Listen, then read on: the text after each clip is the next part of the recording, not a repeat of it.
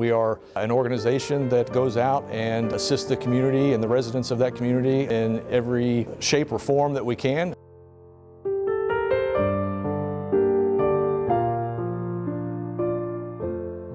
People are always going to need help unexpectedly. Things happen, and that's not going to change. It's just being able to be there and try to provide those answers when they don't have the answers themselves. Where else can you go to have an opportunity to make a difference in somebody's life?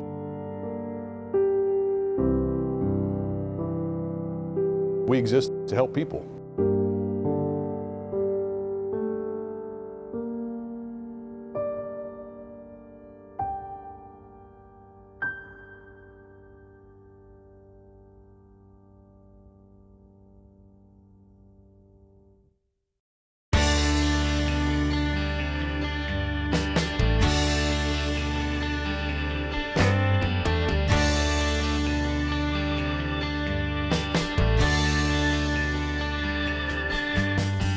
Our organization is 105 years old, established in 1919. We were around before the city was incorporated in 1960.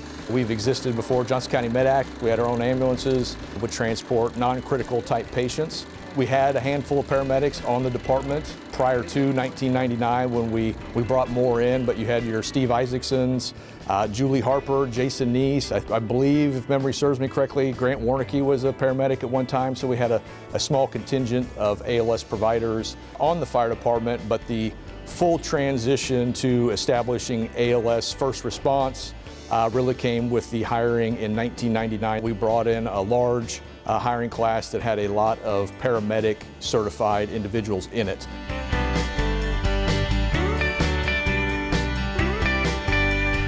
I think it was very forward-thinking. The foresight to see that that's where we were headed. We were kind of on the front edge of it, tip of the spear to some degree. 80% of what we do is going to be EMS, so that's kind of where our focus is. Being able to provide the best service and the highest level of service just kind of makes sense. And being able to provide ALS to our community was just top-notch care and the best for our citizens and the best service that we could provide.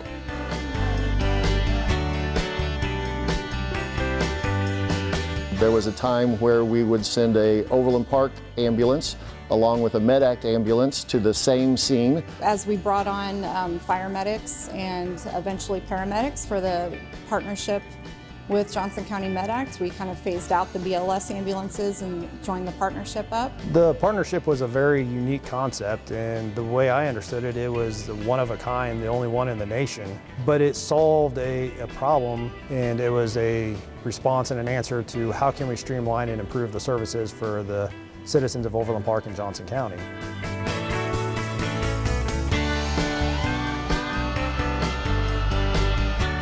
So the squads were another innovative idea. To get two people in a lighter duty truck to get to the call quickly and start the medical care. Squads are a lot more nimble. A squad house isn't near as big as a fire station, so we're able to locate it in a neighborhood with Squad 47. It's one thing to say, hey, we have ALS providers and we're going to provide ALS first response, but there is a lot of things in the back end that have to be done to make sure that those individuals are trained appropriately, have the right equipment, tools. We have a TO staff of 4 that works with the medical director's office to make sure that the training is appropriate. We have our QA, QI. You can't be good at ALS if you're not great at BLS, so you got to start at that very basic level, and we have great BLS people out there as well. To me, ALS is a bit of a relief, you know, when we're on scene and we're helping to the extent that we as EMTs can help.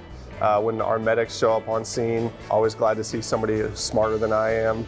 I think at the end of the day, we've just chosen to do right by the people that we serve, provide them the highest level of care. I think it's awesome that we chose to do that early.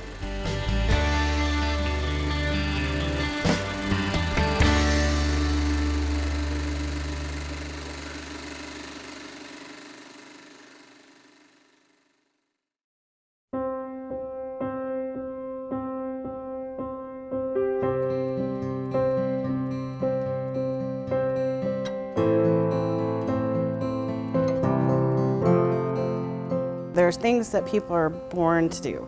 This is what I was born to do. We We go in and we save the lives of everyday people, normal citizens, cops, firefighters. We are the caregivers of everybody. Being those people that you can rely on in those moments, it's really, really fulfilling.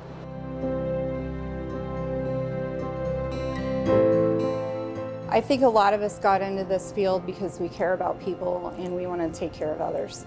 When someone's scared and having their worst day, or even the family members of a patient that are having their worst day, we can connect with them and help them from one human being to another human being. It's the simple things of holding somebody's hand, providing a listening ear to a patient, talking to the family members when one of their loved ones is in a crisis. That's why we're all here, is to make those little differences when we can.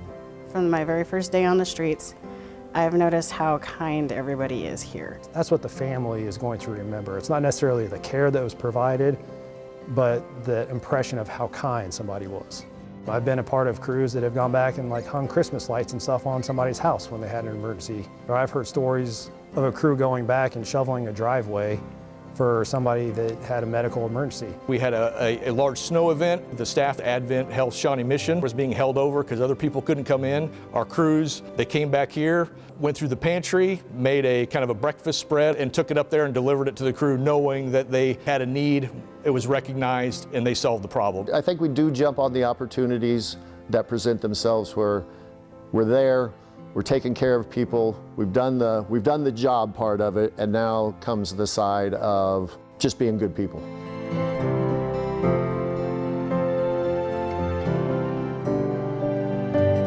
I think if you ask the majority of people in this department about the most impactful calls of their career, at the very minimum, there's going to be an EMS element. When we help an individual who was hurt, or if we run a significant car wreck and we deal with people who were hurt, or we run a critical medical call, we're dealing with people who are hurt, those are the moments I think we all remember. Because we don't always get to know what happens afterwards. You don't always hear whether they made it or not.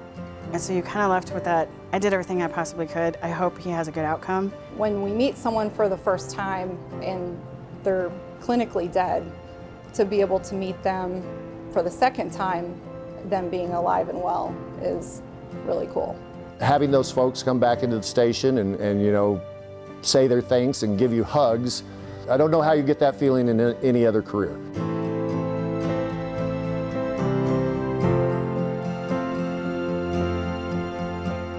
That human connection is what we do this for, and it's the opportunity to impact us in the greatest way. I think that says everything it needs to say about what EMS is for us.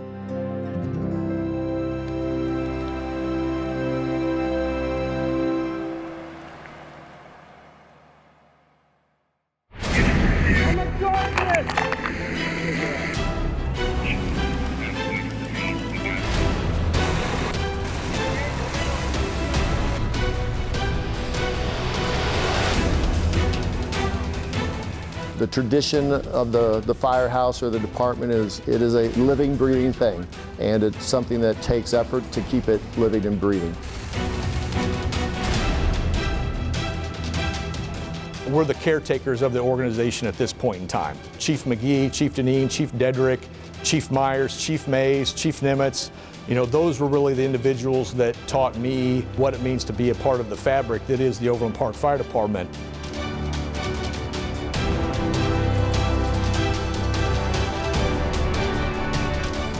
All the men and women who stood for what the patch on our chest means gave us an opportunity to do what we will with it. We have the choice to stand for what's been stood for in the past, to uphold the reputation, to uphold the quality of service, to do everything we do with compassion, integrity, and professionalism. It takes a special kind of person to be able to do that.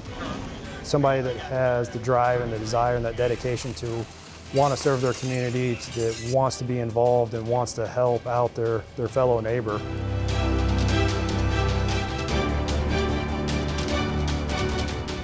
Whatever you put into this job, it'll give back to you. The challenge for you is to throw yourself into it, understand it, live it, treat this as your profession, that this is your mark on the world.